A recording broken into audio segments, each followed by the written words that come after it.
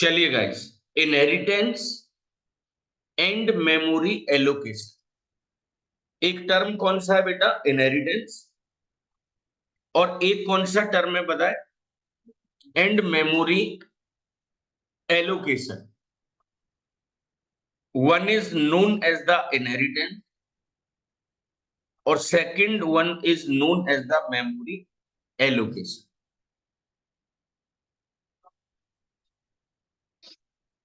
इसमें मैं आपको ये बताऊंगा कि जब हम किसी क्लास को इनहेरिट करते हैं तो वो तो पेरेंट क्लास बन जाती है और हमारी वाली क्या हो जाती है? Child class.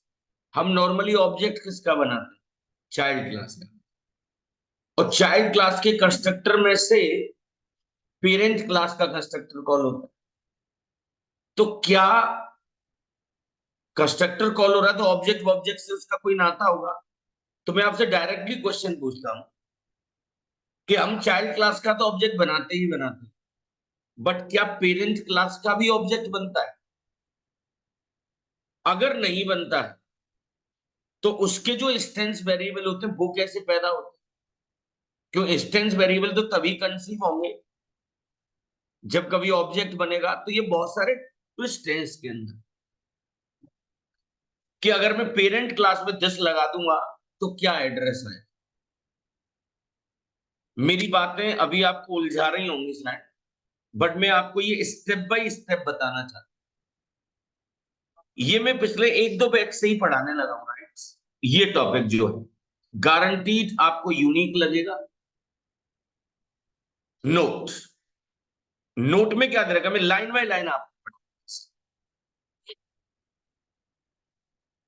It is mandatory, it is mandatory that when an object is created the constructor is for sure called, but it is not mandatory when a constructor is called object creation is mandatory। पहले तो इस line को समझो कि अगर object बनाया, अगर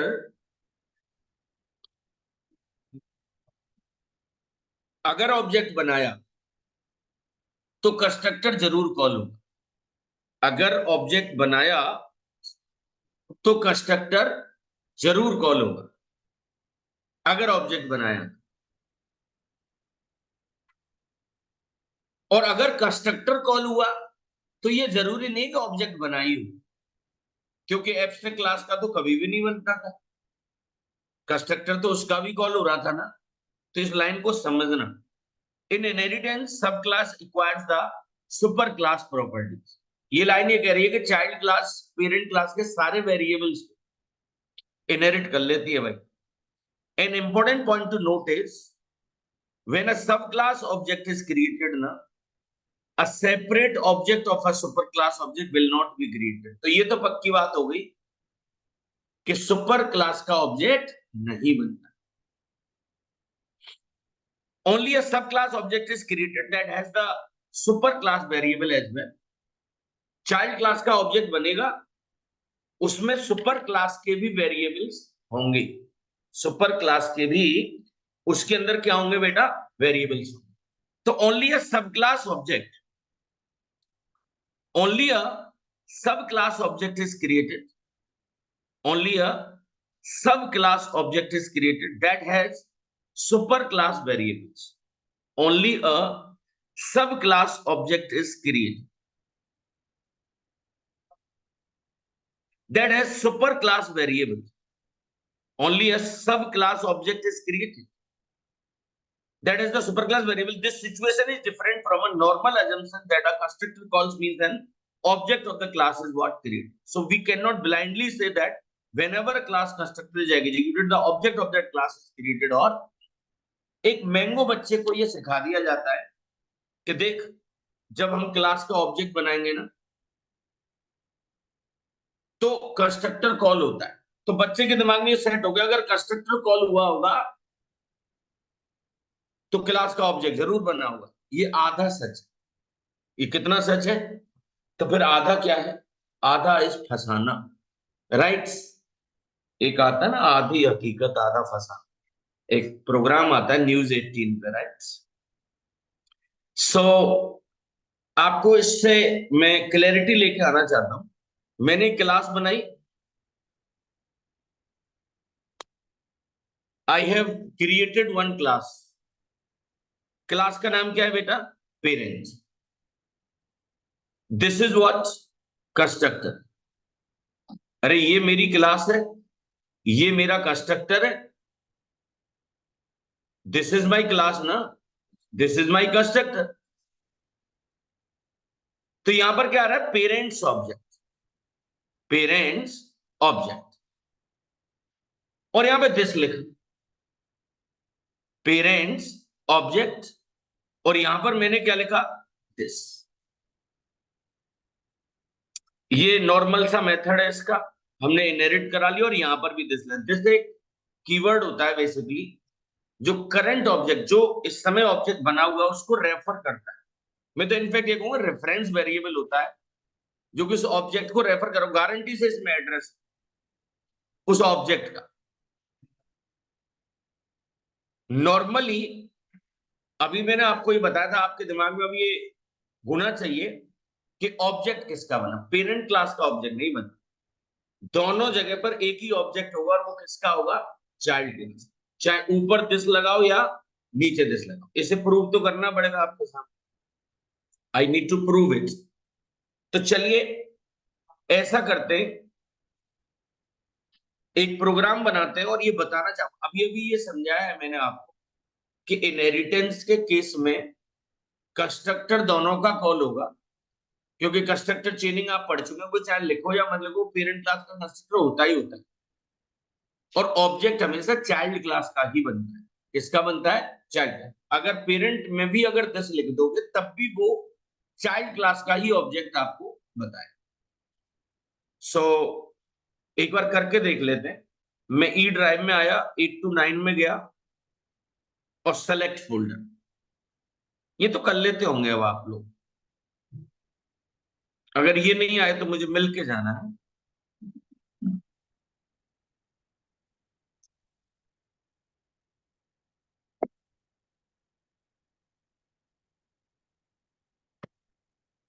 F03 यहां पे लिख सकता हूं, ऑब्जेक्ट ग्लिच।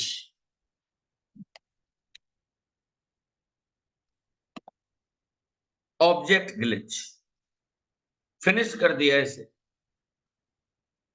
फिनिश। इसके सिर पर राइट क्लिक किया, न्यू में गए, एक क्लास बना दिया। क्लास का नाम क्या रखा? टेस्ट। इसमें ही मेन बना लेते। क्लास बनाई बेटा एक पेरेंट्स। यहां पे पेरेंट नाम से ही एक कंस्ट्रक्टर बना दिया।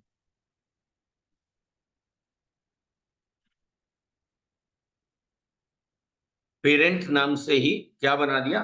कंस्ट्रक्टर। और इसके अंदर लिख दिया पेरेंट ऑब्जेक्ट दिस ब्ला ब्ला। और यहां पर एक फंक्शन बना ले रहा हूं, public void F1। F1 you know ना?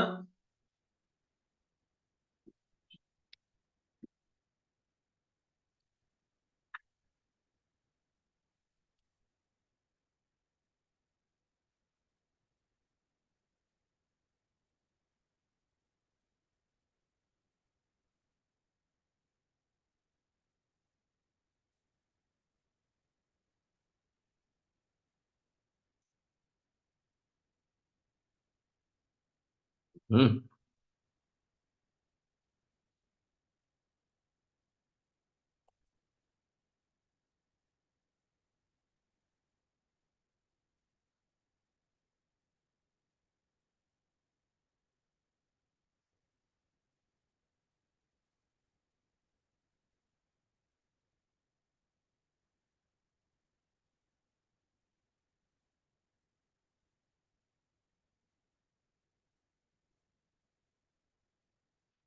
ये पब्लिक पब्लिक तो वैसे ही शौकिया तौर पे लगा दिया।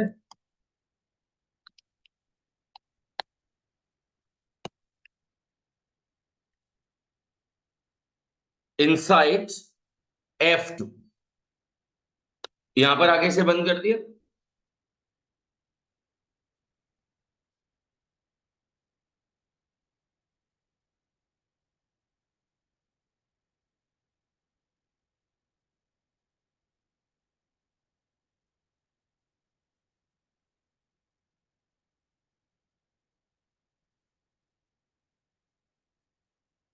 ऑब्वियस है, चाइल्ड क्लास का ही आप ऑब्जेक्ट बनाएंगे।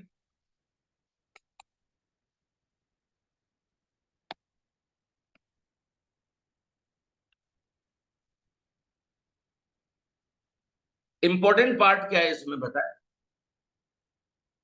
कि दोनों जगह पर दिस में सेम एड्रेस आएगा। इससे मतलब ये प्रूव होता है कि कंस्ट्रक्टर भले ही दोनों कॉल हुए, कंस्ट्रक्टर भले ही दोनों कॉल हुए, परंतु ऑब्जेक्ट चाइल्ड का ही बना। चला के देखना एक बार। सी, देखो पेरेंट ऑब्जेक्ट यहां पे देखो, child at the rate 36 BA, 36 what BA। अरे सेम रेफरेंस है ना, सेम एड्रेस आ रहा है ना बेटा, थोड़ा गैप वैप देना चाहते तो दे ले। हाँ, दिस के साथ, this is a keyword which always refer, which always refer the current class का ऑब्जेक्ट रेफरेंस। तो ऑब्जेक्ट तो एक ही था भाई, ऑब्जेक्ट कितने थे, एक। बट देखा कंस्ट्रक्टर दोनों कॉल हुए, तो इससे क्या प्रूव हुआ बताओ, इससे ये प्रूव हुआ कि कंस्ट्रक्टर कॉल होने का मतलब ये बिल्कुल भी नहीं होता है कि आपने उस क्लास का क्या बनाया है, ऑब्जेक्ट। क्या ये बात डाइजेस्ट करती है? मुझे ये बात बहुत दिनों बाद पता लगी, मेरे दिमाग में as a student time question भी नहीं आता था। हम बस कहां पे अटके रहते थे, अरे भाई constructor parent to child call होता है, तो कोई तो ऐसे फंसा भी सकता है आपको। सो ये रिकॉर्डेड तो है ही, आप इसको समझना प्लीज आगे चल के, राइट। चलिए थोड़ा सा आपको आगे लेके चलता हूँ। इसमें एक लाइन आपने ढाई पर, ये जब जब हम ऑब्जेक्ट बनाएंगे कंस्ट्रक्टर कॉल होगा, हम इसके बाद नेक्स्ट लाइन पूरी खत्म करेंगे। कौन सी वाली? नेक्स्ट वाली लाइन है ना, क्या थी? कंस्ट्रक्टर बनाते हैं। नहीं, वो पूरा बताया करो। मैंने ये बोला था कि जब जब ऑब्जेक्ट बनेगा तब तब कंस्ट्रक्टर जरूर कॉल होगा, बट कंस्ट्रक्टर कॉल होगा तो ये बिल्कुल भी जरूरी नहीं है कि उसका ऑब्जेक्ट बने। क्या समझ में आया तुम्हें इस लाइन से अब? इस लाइन को समझ में आया, जब जब ऑब्जेक्ट बनेगा, ऑब्जेक्ट क्रिएशन होगी, कंस्ट्रक्टर कॉल होगा। बट ये जरूरी नहीं है कि कंस्ट्रक्टर बने और ऑब्जेक्ट क्रिएट हो। उसका एग्जांपल ये हो गया जैसे कि इसमें पेरेंट क्लास का कंस्ट्रक्टर कॉल हुआ परंतु पेरेंट क्लास का ऑब्जेक्ट नहीं बना, ये मैंने प्रूव किया इस लाइन से। हालांकि मैं प्रूव तो पहले भी कर चुका हूँ एब्स्ट्रैक्ट क्लास में। एब्स्ट्रैक्ट क्लास का भी तो ऑब्जेक्ट नहीं बना था ना, बनता ही नहीं है। तो बच्चे के दिमाग में बस एक फितूर बैठ जाता है कि भाई ऐसा भी तो हो सकता है ना कि पेरेंट क्लास का तो ऑब्जेक्ट बनता है, एब्स्ट्रैक्ट क्लास का तो बनता नहीं था। तो शायद भाव समझ में आ गया होगा, आप थोड़ा सा और घर पे इस चीज को देखना। मुझे सुनना, सुनिए आप प्लीज, इसी को और स्ट्रेंथन करने के लिए प्लीज लिसन। अगली लाइन बहुत इंपॉर्टेंट है, उसे समझेंगे। Java program to demonstrate, demonstrate मतलब इंगित करना, किसी चीज को प्रैक्टिकली बताना, डेमो देना उसका। That both super class and sub class constructor refer to the same object. दोनों ही सेम ऑब्जेक्ट को ही रेफर करते हैं। अगर आपको एग्जैक्टली एड्रेस ही एड्रेस चाहिए ना, कभी क्या चाहिए, एड्रेस ही एड्रेस चाहिए, तो उस केस में क्या करना पड़ेगा पता है? सी, एक प्रोग्राम है बेटा, फिर से मेरे पास ये क्लास हो गई, this is the non param constructor ना। अरे कोई तो बोलो, नॉन पैरम हो गया ना, पैरम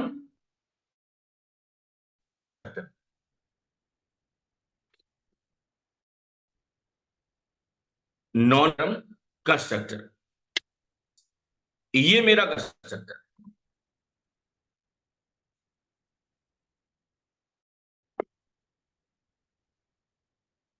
सुपर क्लास कंस्ट्रक्टर,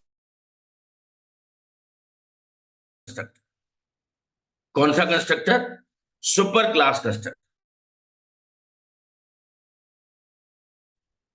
अब यहां क्या लिखा मैंने, super class object has code, super class has code. Hash code एक मेथड होता है बेसिकली। ये मेथड हालांकि ऑब्जेक्ट क्लास का होता है, जो माँ होती है ना सबकी, उसका मेथड है। और आपको क्लास का नाम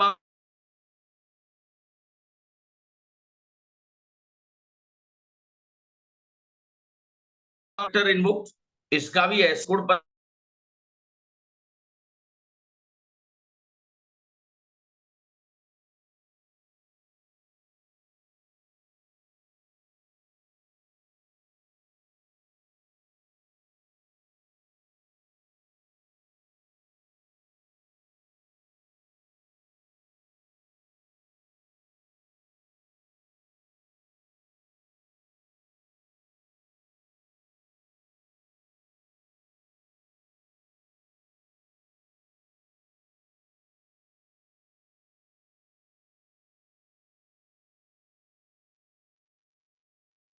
सो इस प्रोग्राम को एक बार मैं आपको बना के दिखाना चाहता हूं, राइट। सेम प्रोग्राम है गाइस।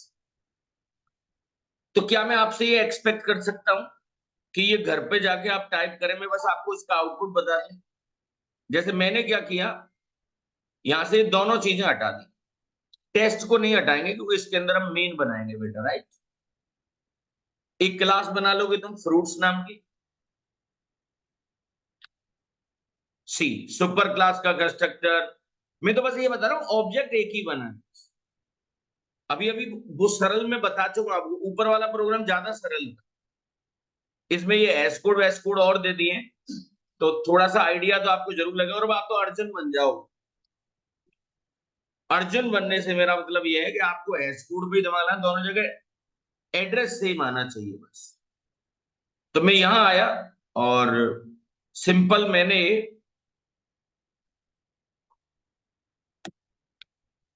एप्पल नाम की क्लास का क्या बना दिया था बेटा, ऑब्जेक्ट।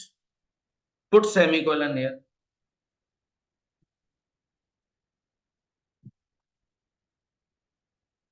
क्या लिखा है यहां पर, super class constructor.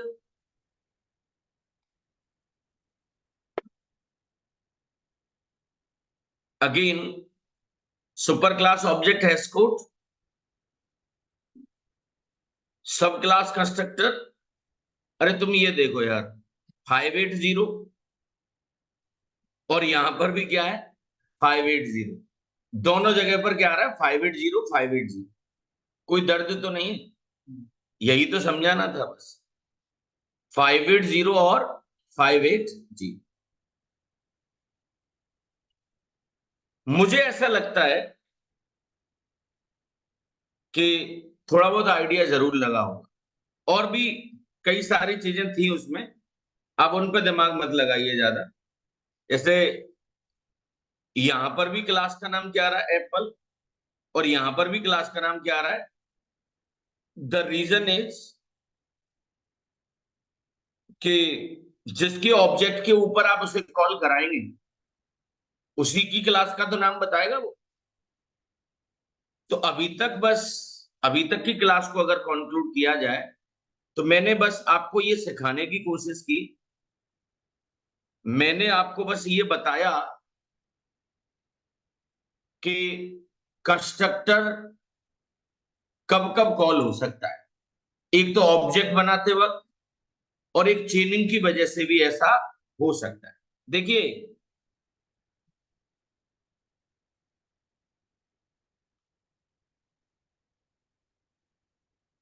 We have done static keyword नहीं किया ना हमने।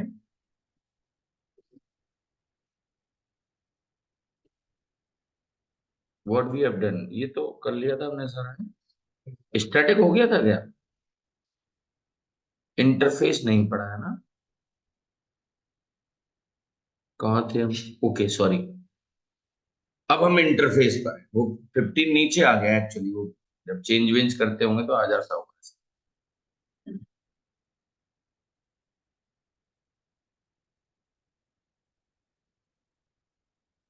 यस, आज एक नया टॉपिक शुरू करने वाला, वेरी मच इंपॉर्टेंट। आपको वेडनेसडे से एक बैच अटेंड करना है, इससे जस्ट पहले, जिसमें मैं सर्वलेट शुरू करने वाला हूं। जो लोग बात मानेंगे वो फायदे में रहेंगे, दोबारा पैसा तो लिया नहीं जा रहा। जावा में अगर आपने 1-1.5 महीने के बाद पैरेलली अगर 2 बैच नहीं लिए, तो जावा को खत्म होने में 2 ही साल लगेंगे। कितने साल? 2 साल, अगर 2 बैच नहीं लिए। सर वो समझ में आएगा? अरे वो जरूर समझ में आएगा आपको। समझ में नहीं आया होता तो तुम्हें ज्वाइन क्यों कराऊंगा उसे? अभी भी बहुत बैच तो चल रहा था, फिर भी ज्वाइन नहीं कराया मैंने तो आपको। तो एक खास टॉपिक से आप उस बैच को पढ़ना शुरू करें। 2 बैचेस में आप रूल बनाइए कि मुझे 2 बैचेस में पढ़ना। उस बैच को बेहतर समझने के लिए आपको इंटरफेस जरूर आना चाहिए। अगर कोई मुझसे ये पूछ ले कि भाई साहब what is an interface, what is an what interface, तो उसका आखिर में जवाब क्या हो? What is an interface, what is an interface, उसका ऐसा क्या जवाब हो? तो उसका मैं आपको जवाब दे ही चुका हूं। जावा में टाइप फेमस 2 ही है, एक क्लास और एक इंटरफेस। क्लास आपको पढ़ा चुका हूं। तो इंटरफेस भी एक टाइप, और टाइप 2 तरह के होते हैं। टाइप डेटा टाइप को कहते हैं, वैल्यू टाइप और रेफरेंस। तो वैल्यू टाइप में तो आपने बहुत सारे पढ़े होंगे, byte, short, int, long, float, double. Reference type में नॉर्मली 3 हो, क्लास हो गई, एरे हो गया और इंटरफेस हो गया। क्योंकि इनका जो वेरिएबल बनेगा वो कभी एड्रेस ही स्टोर करेगा, वैल्यू स्टोर नहीं करता है। तो मैं आपको इंटरफेस पहले पढ़ाता हूं कि एज सच ये क्या है। पहली चीज, इसे बनाना बड़ा सरल है। जिस तरह से तुम क्लास बनाते हो, जिस तरह से तुम क्या बनाते हो क्लास, वैसे ही इंटरफेस बन जाएगा। क्लास को बनाने के लिए क्लास कीवर्ड होता है, और इंटरफेस को बनाने के लिए हमारे पास इंटरफेस नाम का कीवर्ड। तो मैं आपसे एक रिक्वेस्ट करने वाला हूं, व्हाट इज एन इंटरफेस। तो मैं आपसे कहूंगा interface is a reference data. Interface कैसा डेटा टाइप है बेटा? Reference data. Interface is a reference data type, providing abstract layer by using the abstract method. Providing abstract layer, कौन सी layer provide कराता है वो? एब्स्ट्रैक्ट।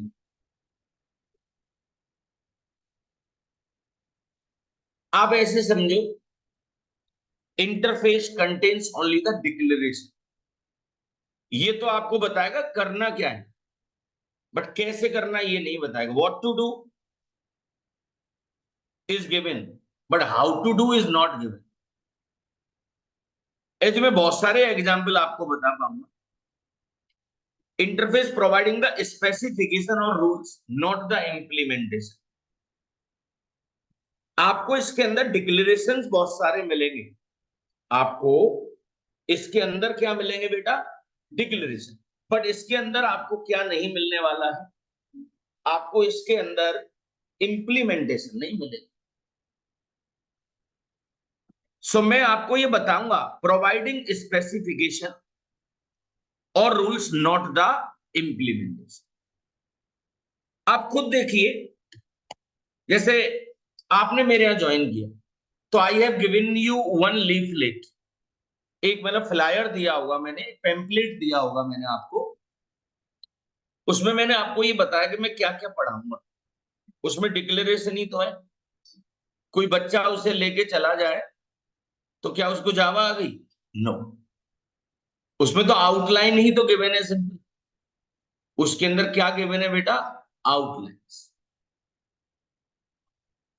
वैसे मैं आपको बताऊं, आपने मुझ पर ट्रस्ट करके उसे ज्वाइन किया, which is working as a contract between you and me.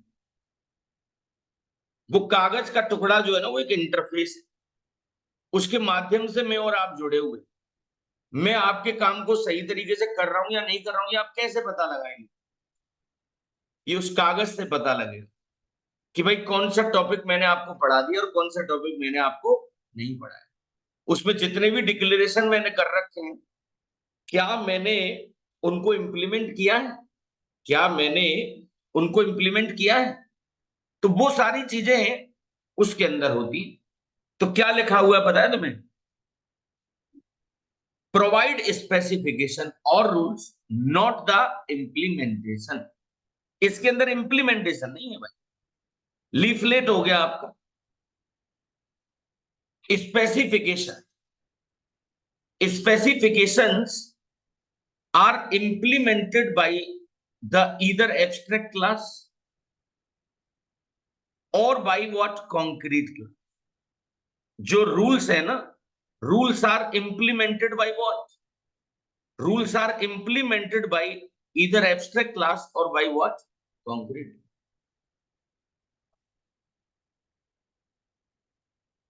This one। भाई रूल्स को तो कोई भी इंप्लीमेंट कर सकता है।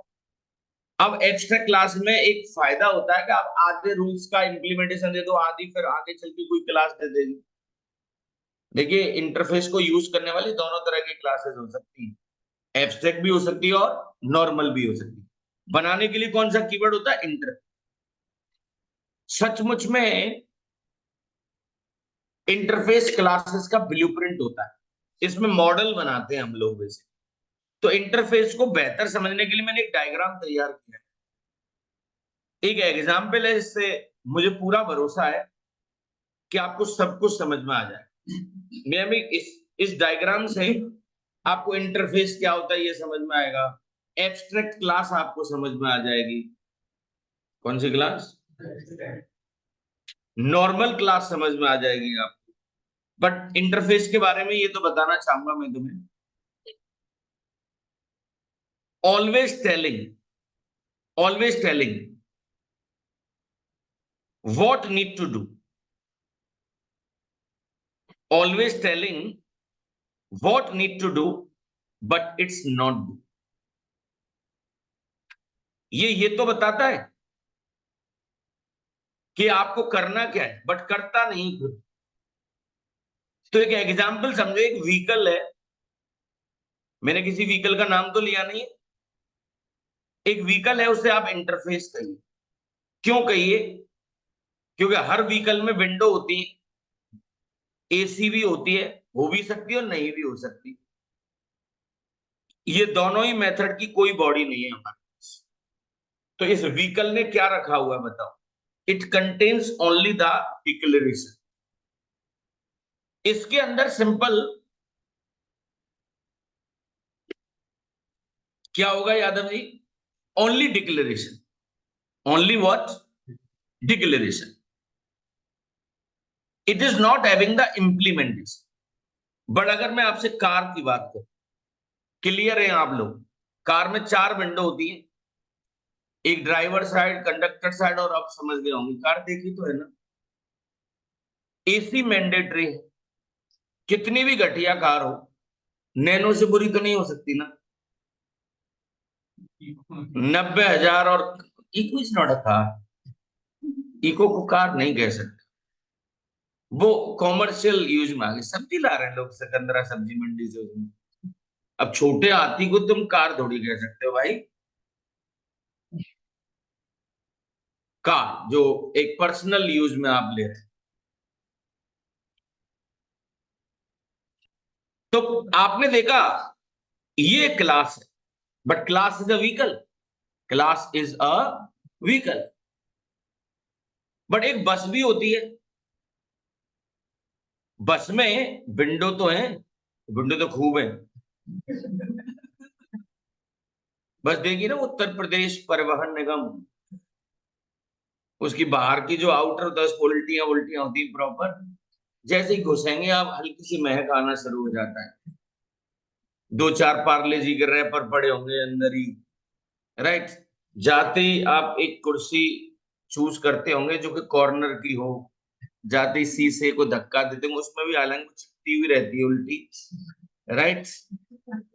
कभी देखना मिलेगी आपको, गुटका वुटका लगा होगा उसमें, फिर आप अपने मन को संतुष्ट करेंगे, रूमाल वूमाल से साफ कर लेंगे, कर लेते हैं। एसी नहीं मिलेगा उसमें, एसी नहीं होता, शुद्ध हवा लेता है। ये आधी अधूरी जानकारी है ना, इसको पार्शियल इंप्लीमेंटेशन कहते हैं। और पार्शियल जहां होगा वो कैसा होगा बताओ, एब्स्ट्रैक्ट। ट्रक, ट्रक में 2 ही विंडो होती है और वो भी ऊंची होती है, कभी ट्रक देखा हो? ट्रक का ड्राइवर पहिए पे पैर रख के चढ़ता, कभी देखना, आजकल तो थोड़े मॉडर्न ट्रक आ गए, पुराने जमाने में सामान्य आदमी चढ़ ही नहीं पाता था।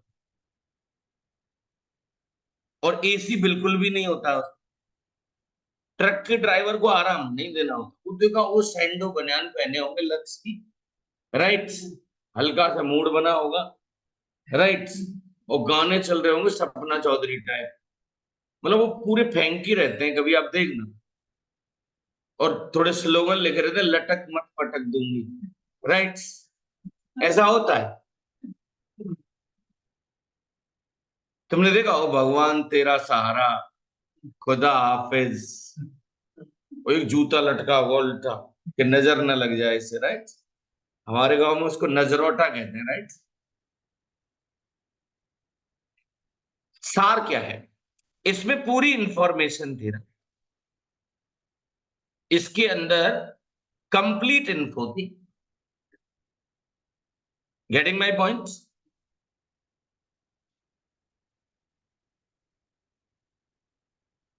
अब आपको एक चीज बताऊंगा, बस के नीचे आए अब हम। बस भी 2 प्रकार की होती है, बच्चा बहस करने लग जाता है, अच्छे बच्चे बाहर जाके बात करते हैं, नहीं नहीं सर आपको मैंने वहां तो नहीं टोका था, बट बस में भी मैंने तो ये चीज देखी है, राइट। मैंने कहा बेटा, वो बस जो होगी ना स्टेट बस होगी, कि यहाँ से हिमाचल जा रही है, राइट, शिमला ले गई, राइट। अब बहुत अच्छी अच्छी बसेस भी आती है, डबल डेकर होती है, कर्टेन वर्टेन प्रॉपर लगे होते हैं उसमें, right, everything is given. State bus होती है,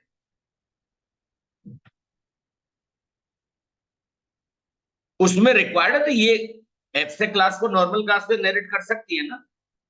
और जो सिटी बस होती है ना बेटा, जो राजा मंडी से भगवान टॉकीज और ऐसे रुकती हैं जो 2-2 मीटर पे ही जाके, अब उनका गेट ही बार बार खुल रहा होगा, तो उनमें फिर एसी नहीं होता, सिटी बस में नॉट रिक्वायर्ड ये। बट यहाँ पे तो हमने प्रॉपर एक्सप्लेन कर दिया ना आपको ये चीज, we have explained everything here. तो मैं आपको सिंपल ये समझाना चाह रहा था कि इंटरफेस वो होता है जिसके अंदर सिंपल डिक्लेरेशंस होते हैं, क्लास के अंदर उसका फुली इंप्लीमेंटेशन होगा, अगर पार्शियल इंप्लीमेंटेशन कहीं है तो वो कैसी होगी, एब्स्ट्रैक्ट क्लास। अब ये आपकी लाइफ से रिलेटेड है, व्हीकल, कार, बस, ट्रक, बसेस फर्दर कैटेगराइज्ड इन 2 कैटेगरी, क्या आप ये याद नहीं रख सकते? तो जैसे मुझसे कोई पूछे कि please give a brief explanation on the class, abstract class and interface, तो मैं इजीली यही बताने की कोशिश करूंगा कि to explain this topic I am taking one real life example. Let's say if I talk about vehicle, vehicle normally contains 2 things, one is the window और दूसरा हमारा क्या होता है बेटा, एसी। ऐसे करके आप बता सकते, तो इंग्लिश में एक सेइंग है, डिफरेंट फोक्स डिफरेंट स्ट्रोक्स। इसका मतलब मैं ये कहना चाह रहा हूं, अलग अलग बुक में अलग अलग डेफिनेशन हो सकती, कि interface is a collection of public abstract method and public static final variable. 2 ही तरह की चीजें मिलेंगी बेटा इसमें, कौन कौन सी चीजें मिलेंगी आपको बताओ। An interface is a collection of implicit public abstract method and public static final variable.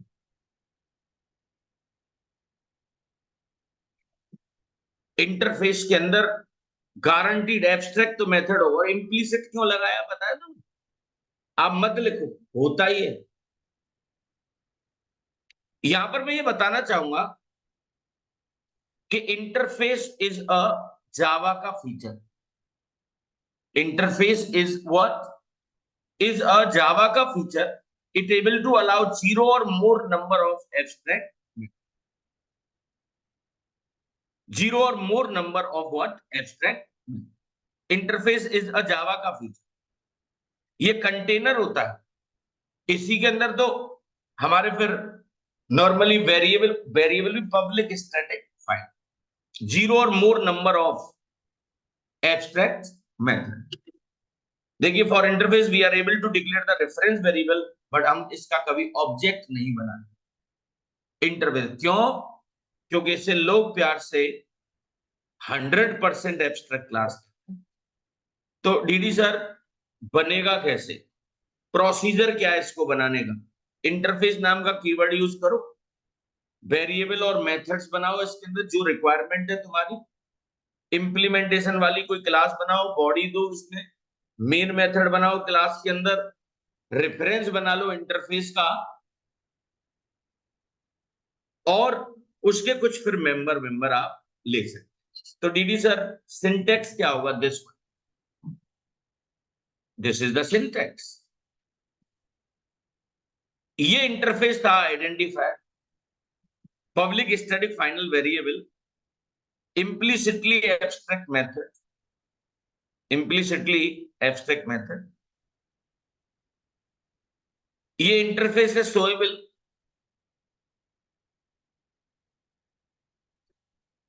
Interface, और उसके अंदर ये एब्स्ट्रैक्ट ही तो मेथड हुआ। अरे कोई तो बोलो, this is the abstract method talking about this interface सोएबल और पब्लिक वॉइड वॉइड सो। क्या ये बात डाइजेस्ट कर रही है आप लोगों को? मैं आपको एक सिंटेक्स पढ़ाना चाहता हूं। इंटरफेस बनाना बड़ा सरल है भाई, फिर उसे आप इंप्लीमेंट कर लो। जैसे इनहेरिटेंस के लिए एक्सटेंड वर्ड होता है, इंटरफेस को यूज करने के लिए इंप्लीमेंट्स वर्ड हो। तो जैसे इसी के ऊपर एक एग्जांपल पढ़ा दिया मैंने। जैसे आज आपको मैंने उस डायग्राम में ही बताया था कि इंटरफेस बनाओ व्हीकल नाम का। देखिए आप, विंडोज नाम का एक एब्स्ट्रैक्ट मेथड बनाया, एसी नाम का बनाया, ये कार है, इंप्लीमेंट करा लिया व्हीकल को। अरे कोई तो इंप्लीमेंट्स पहले एक्सटेंड लगाया था, दोनों की बॉडी दे दी।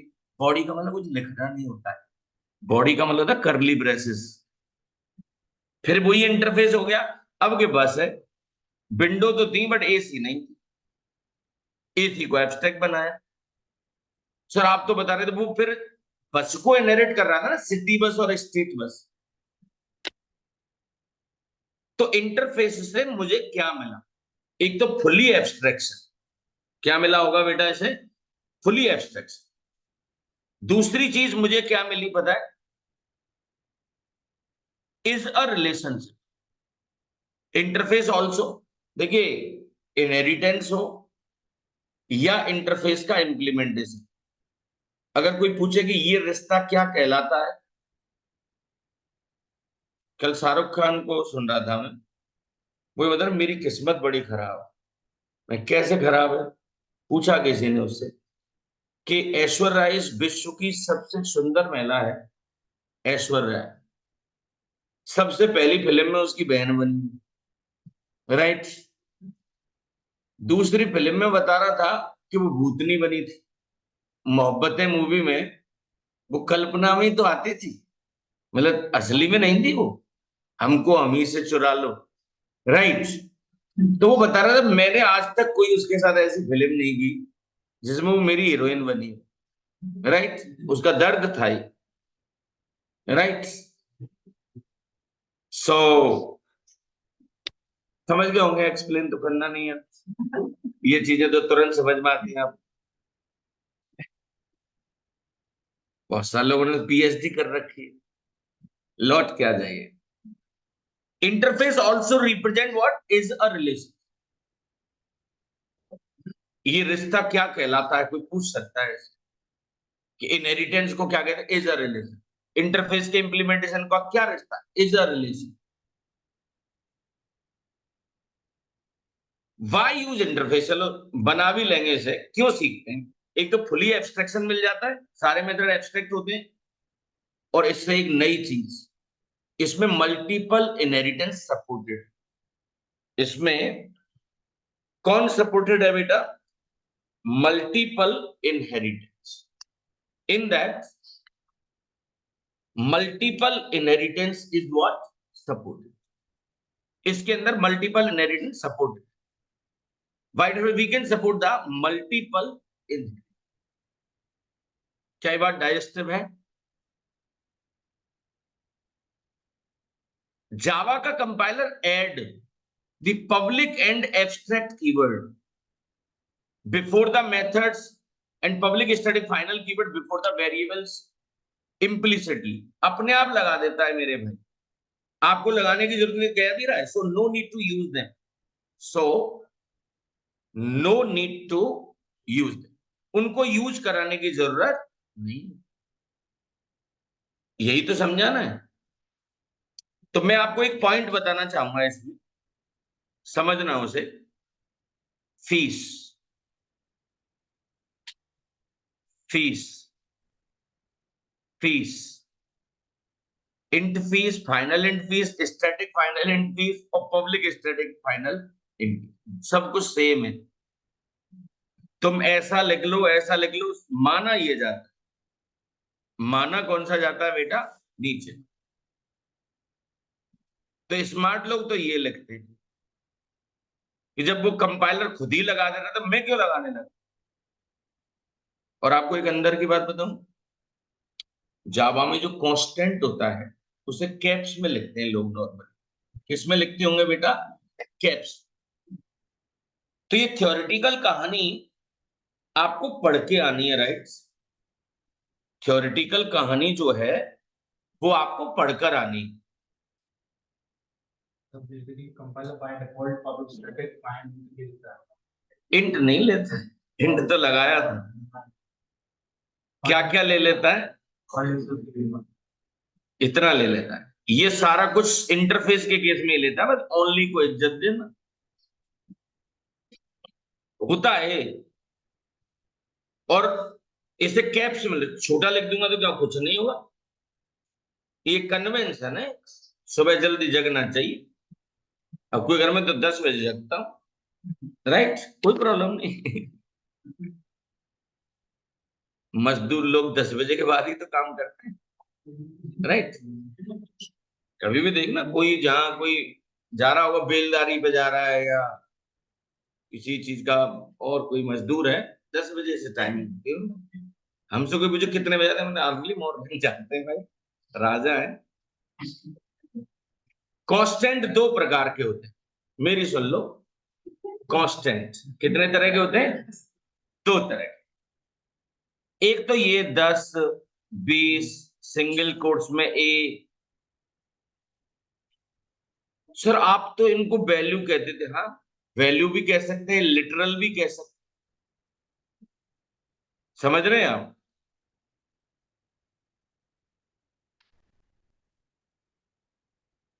इसको लिटरल कांस्टेंट कहते हैं। 10, 20, 4.5, ये फ्लोटिंग पॉइंट हो गया, ये करेक्टर वाला हो गया। एक होता है नेम्ड कांस्टेंट। कई बार, कई बार नंबर को नाम दे दिया जाता है। नंबर को क्या दे दिया जाता है? अब जैसे मैं तुमसे पाई बोलूं, क्या तुम्हारा मन ये नहीं सोच रहा? तो नंबर को मैंने क्या दे दिया है? Named constant. ऐसे नहीं कहते इस प्यार को क्या नाम दूं, ऐसे बिरुष्का कहने लग गए लोग। Birushka is not a keyword, Virat Kohli और अनुष्का से बन गया। कल और सुना मैंने, नेहा कक्कड़ और उसके पति का नाम रोहू करके है शायद। नेहा कक्कड़ नहीं सुनी? ऐसे देख रहे घूर घूर के, गाना गाती है वो रोहू भी जो है शायद वो भी सिंगर ही है। रोहू कहते हैं उसको बेसिकली, उसका शॉर्ट फॉर्म है, वो है सरदार है। राइट, देखना मुझे नॉलेज नहीं। राइट, नेम्ड कांस्टेंट, यानी कि उन्होंने अपने प्यार को कोई नाम दे दी। राइट, फिर उसका तो समझ में आ रहा है, ये रणवीर और इसका भी कोई होगा, दीपिका।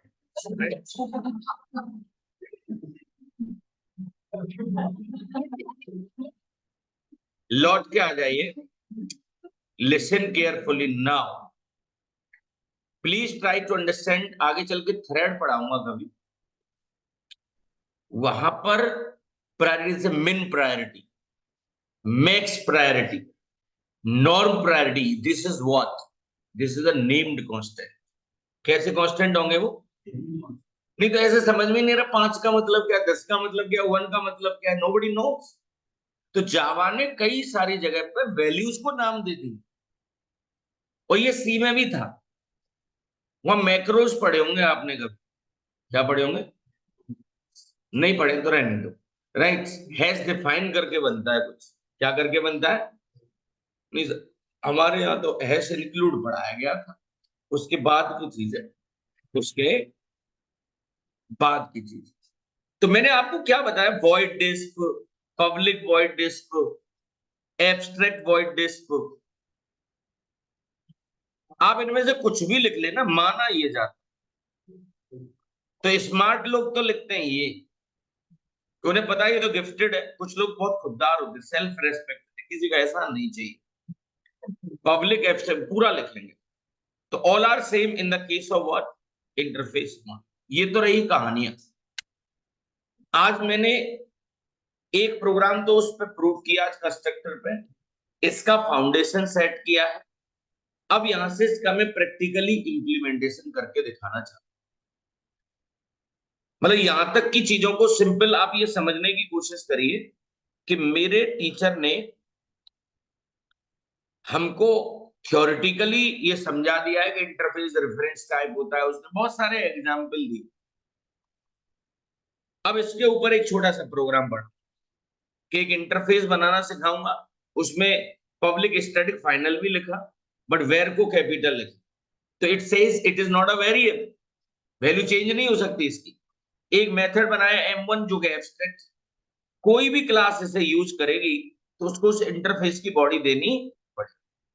और बहुत सारे तरीके इसमें मैं आपको बताने वाला हूं, एक एक करके हम उसे समझेंगे। सो सब कुछ आज अभी कर दूं या कल करूं? मेरी समझ में इसे एक डेमो पढ़ने से ही क्या हो जाएगा, कल आपको विस्तार से बताऊंगा। अच्छा बच्चा क्या करेगा बताया, कल जब आएगा तो उस इंटरफेस को पढ़कर आएगा, उसके मन में बहुत तरह के विचार होंगे, इंटरफेस कैसे लिखना है, इंप्लीमेंट्स कैसे करते हैं, इन सारी चीजों का जवाब मैं आपको कल जरूर दूंगा। सो गाइज, एक वैकेंसी है, it is only for the development, तो give me your like 5 minutes, let me explain.